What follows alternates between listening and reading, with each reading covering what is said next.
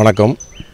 எனது மனைவி 40ஆம் வார்டு திமுக மாமன்ற உறுப்பினர், அவருடைய கணவர் ஆரம்பிச்சதாகிய நான் எனது மனைவிக்கு உறுதுணையாக எங்களது வார்டில் நாங்கள் செயல்பட்டு வந்து கொண்டிருக்கிறோம். அதை ஒரு வருட காலமாக 40ஆம் வார்டு திமுக வட்டச் செயலாளர் குரூப் என்று வைத்திருக்கிறார். அந்த குரூப்பில் அவதூறாக பரப்பி வந்தார்கள். நாங்கள் ஒரு 3-4 முறை நான் காவல் நிலையத்திலோ டிஎஸ்பி சாரிடமும் ஏடிஎஸ்பியிடமும் நாங்கள் புகார் மனு கொடுத்தோம். அந்த புகார் மனு எதுவுமே அவர்கள் விசாரிக்கப்படவில்லை. இதற்கு பின்புலமாக வடக்கு மாவட்ட அமைச்சர் அவர்கள் செயல்படுவதனால் அவர்கள் இன்னும் திமிரிக் கொண்டு என்னை மிரட்டுகிறார்கள்.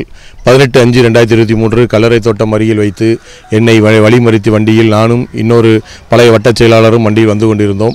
எங்களை மறித்து தே என்ற கெட்ட வார்த்தை போட்டு கொலை செய்து என்று மிரட்டினார்கள். அதன் பிறகு 24 அன்று எஃப்ஐஆர் போடப்பட்டது. இன்னும் 18 நாட்கள் ஆகியும் அவர்கள் கைது செய்யப்படவில்லை. இதற்கும் அவர்கள் உறுதுணையாக பின்பலமாக இருந்தவர்கள் செயல்படுவதனால் இன்னும் திமிரிக் கொண்டிருக்கிறார். நேற்று வந்து நான் மாவட்ட காவல் கண்காணிப்பாளர்களிடம் நான் கொடுத்திருக்கிறேன். இன்றும் 2 நாளாக வந்திருக்கிறேன். நேற்று இரவும் நான் ஒரு கடையில் டீ குடித்து என்னுடைய நண்பர்களுடன் டீ குடித்து கொண்டிருக்கிறேன். அப்பொழுதும் அவர்கள் அங்கே வந்து எனக்கு இடையூறு செய்து தடங்களாக செய்து கொண்டிருக்கிறார்கள். இதற்கு தக்க நடவடிக்கை எடுக்க வேண்டும். ஏற்கனவே அந்த கெய்சன் ஹில்லாரி மகன் கெய்சனிற்கு 2022 பொருட்காட்சியில் ஒரு தெற்கு காவல் நிலையத்தில் வழக்கு இருக்கிறது. 19இல் ஒரு வீட்டில் பெட்ரோல் பாம் அடித்த வழக்கு இருக்கிறது. அவன் மீது மீண்டும் அவன் கொலை செய்வதற்கு என்ன முயற்சி செய்கிறான். மாமன்ற உறுப்பினர் கணவர், திமுகவுடைய மாமன்ற உறுப்பினர் கணவருக்கே பாதுகாப்பு இல்லை.